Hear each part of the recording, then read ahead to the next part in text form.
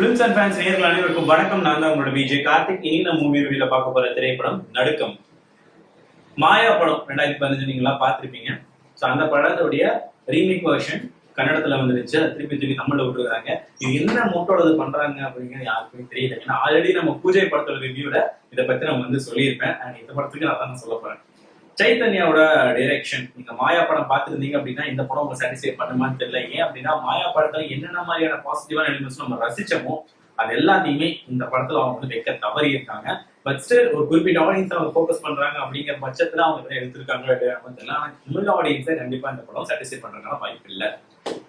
படத்துடைய ஸ்டோரி, ஒரு சிங்கிள் மாம் இருக்காங்க, கஷ்டப்பட்டு வாழ்ந்துட்டு இருக்காங்க. ஸோ ஒரு டாஸ்க் அவங்களுக்கு வருது. ஒரு ஹாரர் மூவியை பார்த்தாங்க அப்படின்னா லைக் அவங்களுக்கு சில பெனிஃபிட்ஸ் கிடைக்கிற மாதிரி.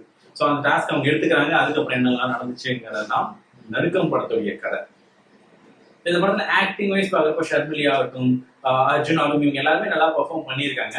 பட் ஸ்டில் இந்த படத்துடைய ஸ்டோரி பிளாட் வந்து மாயாவோட ஸ்டோரி பிளாட் தான். பட் ஸ்கிரீன் பிளேங்கிறது வந்து அந்த அளவுக்கு ஒரு ஹாரர் படத்துக்கு ஏற்ற மாதிரியான ஒரு ஸ்கிரீன் பிளே இல்ல அப்படிங்கிற பட்சத்திலையும் அண்ட் குருக்கிரனுடைய மியூசிக் ஒரு ஹாரர் மூவிக்கு ஏற்ற மாதிரி நம்ம பயப்படுத்துறது தவறிடுச்சு அப்படிங்கிற பட்சத்திலையும் இந்த படம் தமிழ் ஆடியன்ஸ் மத்தியில சக்சஸ் அப்படிங்கிற பாயிண்ட ரீச் பண்ணல அப்படிங்கிறது தான் உண்மை. இதை தாண்டி இந்த படத்துல ஒர்க் பண்ணிக்கூடிய டெக்னிக்கல் எல்லாமே ஓகேங்கிற மாதிரி ஒர்க் பண்ணிருக்காங்க. சினிமாட்டோகிராஃபி ஆகும் அண்ட் எடிட்டிங் ஆகும். பட் ஸ்டில் நாங்க ஆல்ரெடி மாயா படத்தை பார்த்துட்டோம், நல்லா என்ஜாய் பண்ணிட்டோம். நீ திருப்பி நடுக்கம் அப்படிங்கிற ஒரு படத்தை எங்களுக்கு காமிக்கிற அப்படிங்கிற பட்சத்துல அதை மாயாவோட ஒரு படி மேல இருந்தா மட்டும்தான் நாங்க ரசிப்போம். நீங்க வந்து அந்த இடத்துல தவறிட்டீங்க அப்படிங்கிற பட்சத்துல தமிழ் ஆடியன்ஸ் நடுக்கம் படத்தை ரசிப்பாங்களா அப்படிங்கிற ஒரு பெரிய கொஸ்டின் மார்க் தான் வந்திருக்கு.